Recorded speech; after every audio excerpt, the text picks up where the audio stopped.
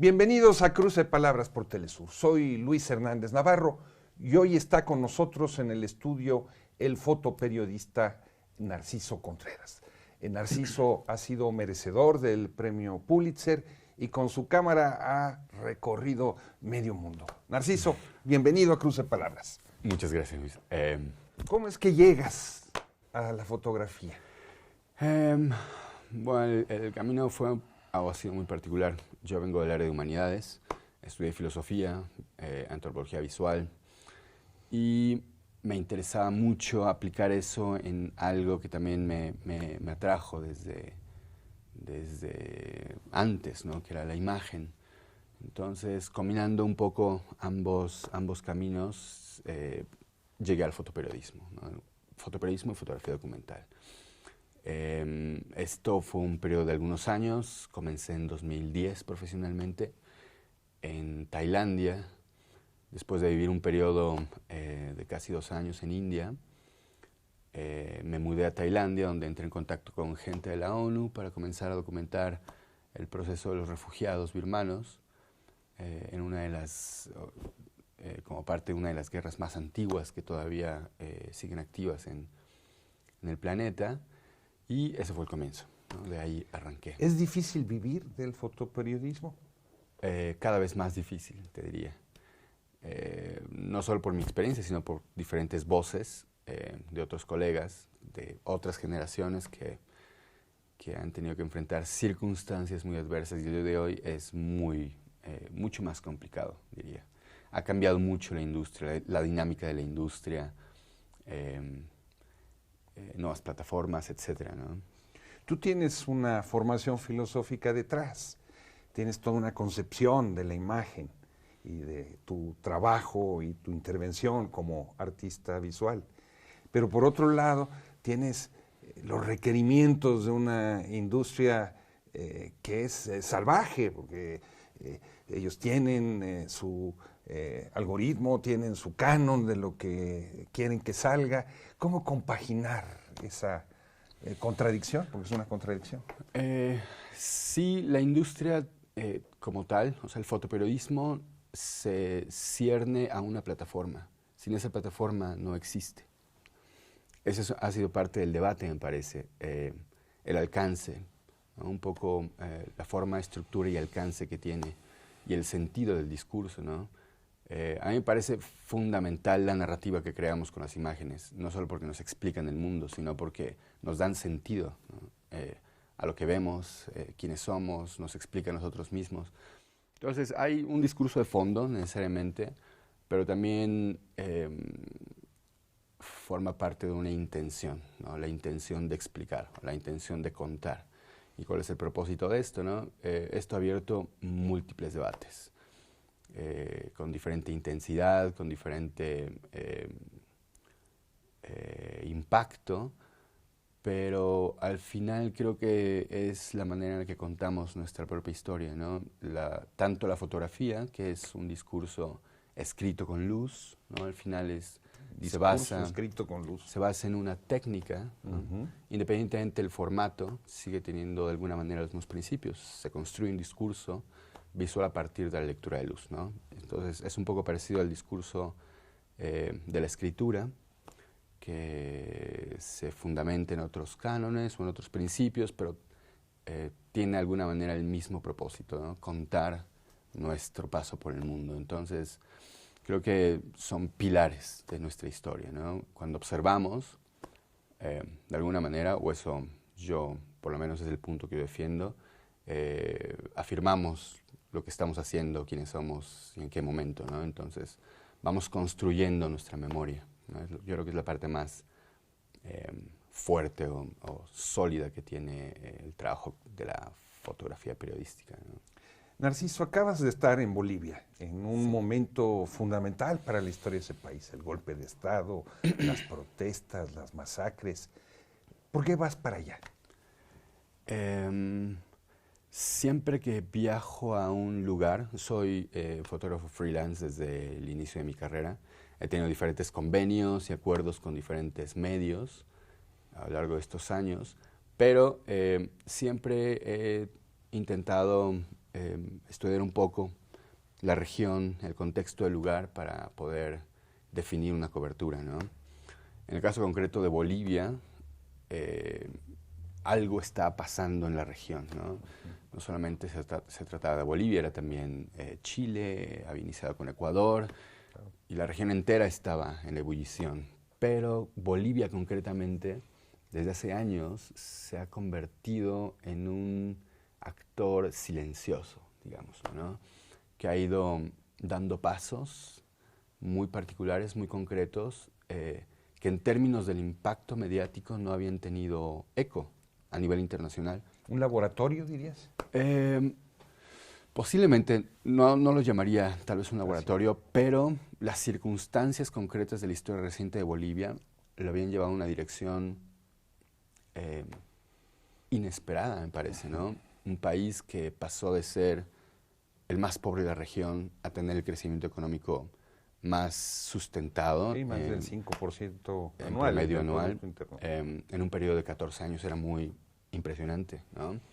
Al contrario de lo que tal vez algunos medios apuntaban como el milagro chileno que se desmoronó y lo dejaron ver las protestas que no han concluido hasta el día de hoy. Bolivia no se hizo notar mediáticamente, pero en términos de los resultados, en términos de lo que el país construyó a lo largo de este periodo, se hizo notable. Eso llamaba mucho la atención, por lo menos durante estos últimos años. En mi caso concreto fue dar seguimiento a cómo se iban desarrollando estos diferentes aspectos del país hasta el momento de la crisis, ¿no? Que resultaría un poco inexplicable teniendo en cuenta la estabilidad económica que el país vivía, económica y política hasta cierto punto. Y de repente hay un giro en las circunstancias, ¿no? Y entra en un periodo de crisis muy grave, al punto que, de acuerdo a la lectura global de este fenómeno de crisis política en la región, fue el más sangriento, 36 muertos en un periodo de un mes de protestas, algo que no se ha visto en Chile, por ejemplo, ¿no? A pesar de los fuertes enfrentamientos entre las fuerzas de seguridad y los manifestantes, no ha habido tal número de muertos, ¿no?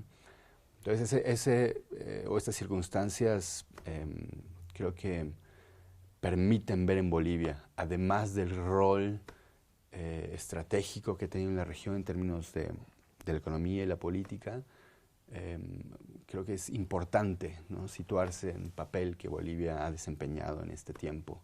¿Tú llegas allí cuando ya el golpe está consumado o un poco antes, cuando inmediatamente después de las elecciones? Seguí el proceso de las elecciones cuando se anuncia esta irrupción en el conteo, un poco inexplicable. Después, de acuerdo a la sucesión de eventos, se anuncia a Evo Morales como ganador del proceso electoral y comienza un periodo de crisis, ¿no? Donde se acusa que hay fraude. Después de esto,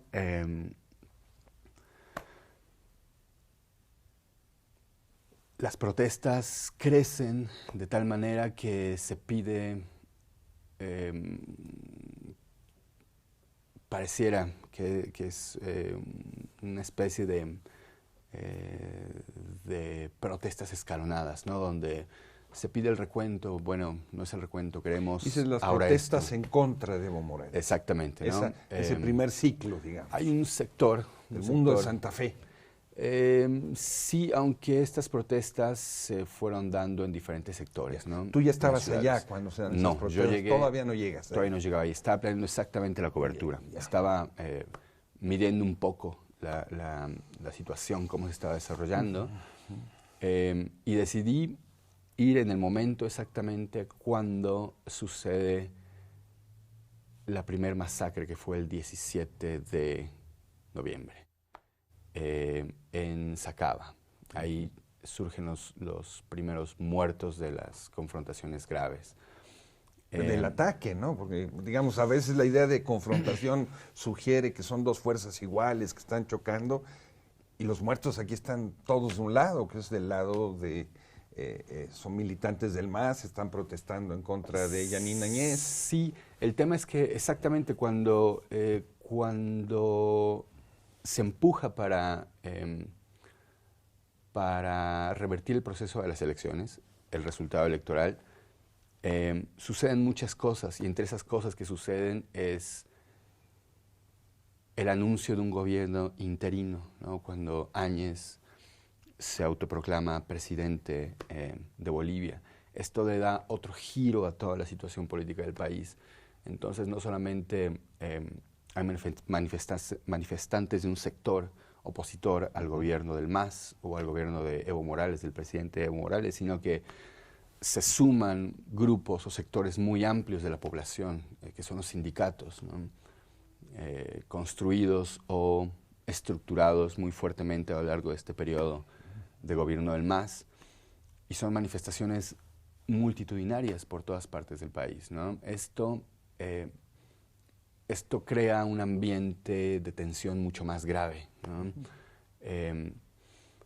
El punto es, mucho estaba en juego y había mucho en riesgo durante todo este proceso. El tema es, los muertos no solamente llegan en un momento de confrontación, sino que se había paralizado, o sea, estaba en gran porcentaje paralizada la infraestructura del país, ¿no? Entonces, de alguna manera, el punto es el momento de tensión, ¿no? Las manifestaciones son legítimas, por supuesto. El punto de una confrontación es cuando hay dos grupos que se enfrentan, ¿no? En este caso concreto, son los grupos que daban soporte al expresidente Evo Morales, al partido del MAS, con fuerzas de seguridad y militares, ¿no? ¿Te parece si vamos a una pequeña pausa? Lo dejamos ahí en suspenso. Claro que sí. No se vayan, volvemos en muy breves instantes.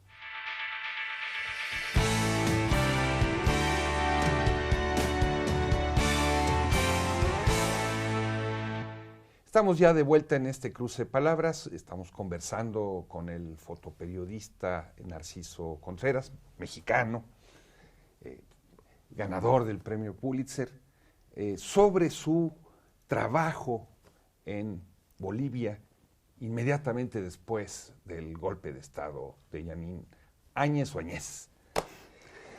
Tú llegas y entonces está esta confrontación, esta tensión en la calle y estas movilizaciones masivas. Sí, yo llegué un día después de la primer masacre en Sacaba, en Cochabamba, la región de Cochabamba, el Chapare, el día 18. El día que llego iba bajando una manifestación de ponchos rojos del Alto. Había mucha tensión ya en el ambiente y se esperaba, porque en el Alto hay una planta de distribución de gasolina muy importante, que es la que surte a la ciudad de La Paz. Era uno de los puntos más críticos o tensos, porque estaba bloqueada la operatividad de esta planta, ¿no? Por diferentes sectores indígenas y diferentes grupos, y existía el riesgo, o ya se había anunciado que se rompería ese bloqueo. Sucedió al día siguiente que yo llegué, el día 19. Entonces, inmediatamente la cobertura de todos los diferentes medios internacionales que había en el lugar comenzó a hacerse desde muy temprano, cuando se anuncia que el ejército y las fuerzas de seguridad suben a la planta de Sencata y comienzan los enfrentamientos. Yo estaba ahí desde antes de mediodía, más o menos, y me tocó estar 24 horas cubriendo ese evento, principalmente porque es un lugar que no tenía acceso, todas las vías estaban completamente bloqueadas y se perdía mucho tiempo en llegar ahí. Eran kilómetros que había que caminar para poder llegar al punto donde estaban los enfrentamientos.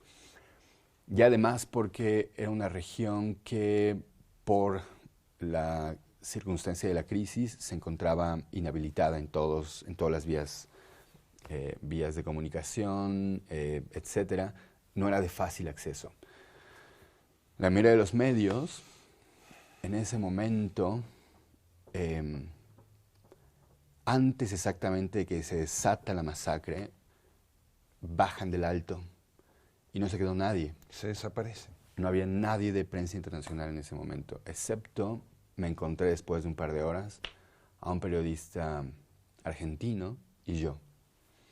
Durante las horas que sucedió la masacre en el Alto, no había prensa internacional. Yo estuve en comunicación, monitoreando con diferentes colegas de diferentes agencias la posibilidad de que subieran, porque estaba pasando en ese momento los muertos, pero nadie pudo acceder ya al Alto.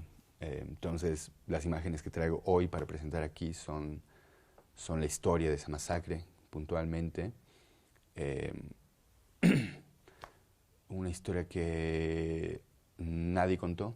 Me parece una historia clave en el proceso de crisis que vivió Bolivia, ¿no? Una historia que no fue recuperada por los grandes medios internacionales. Tus fotos estaban ahí. Sí, eso de alguna manera difícil de explicar. En el momento cuando yo bajé del Alto y comencé a enviar las imágenes a diferentes editores de agencias, medios en Europa, Estados Unidos, etc. Las imágenes tienen mucho eco, son imágenes fuertes, son imágenes de un evento muy dramático, muy terrible, pero a pesar de la fuerza, a pesar de la importancia del momento en que había sucedido y la importancia de tener el documento, las imágenes no se publicaron.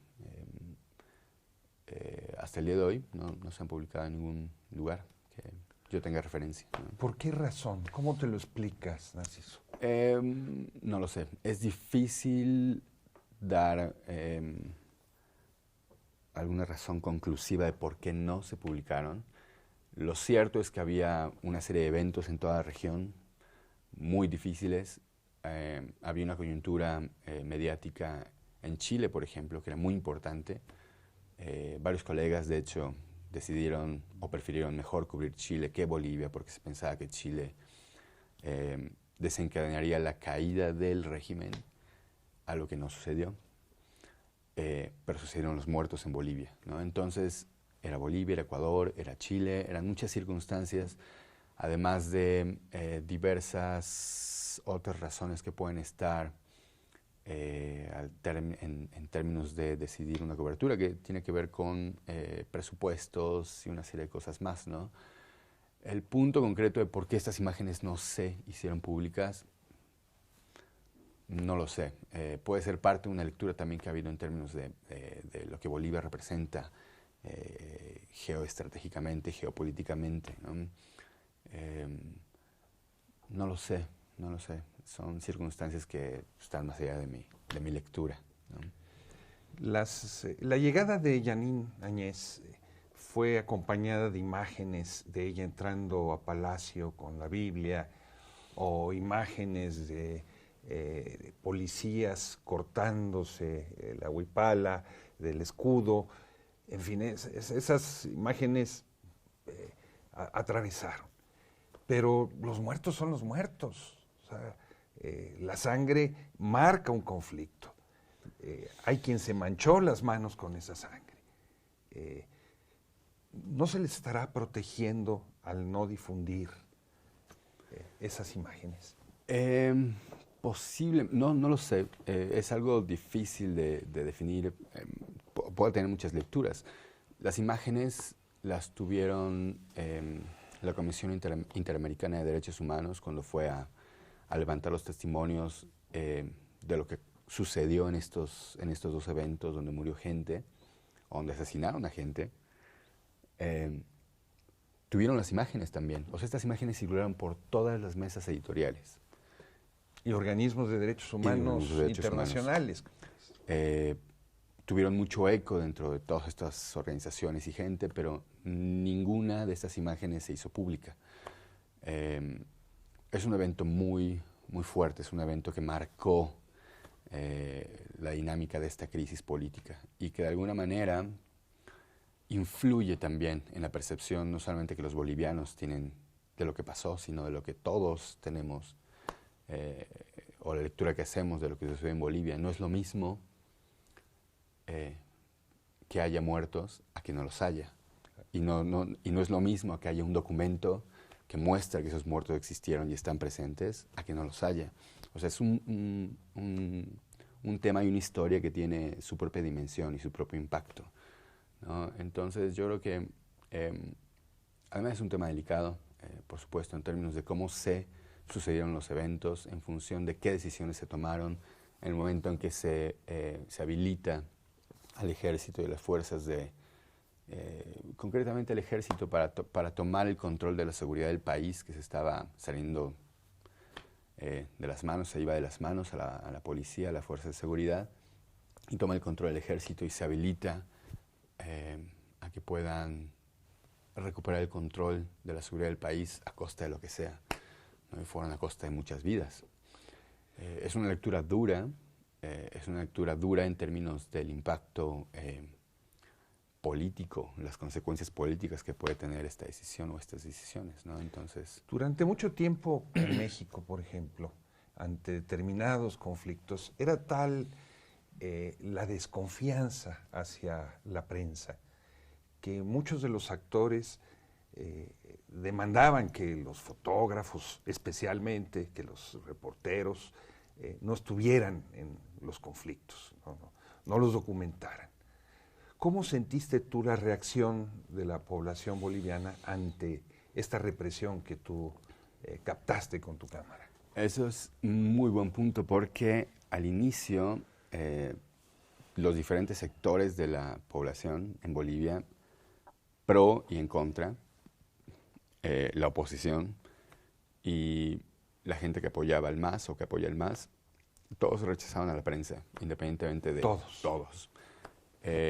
Tuvimos momentos muy tensos con gente en las calles, en el Alto, en diferentes lugares, hasta que se daban cuenta que éramos extranjeros, no éramos prensa local. Entonces había otra relación, se construyó otra relación. Había una desconfianza tremenda, absoluta hacia la prensa nacional.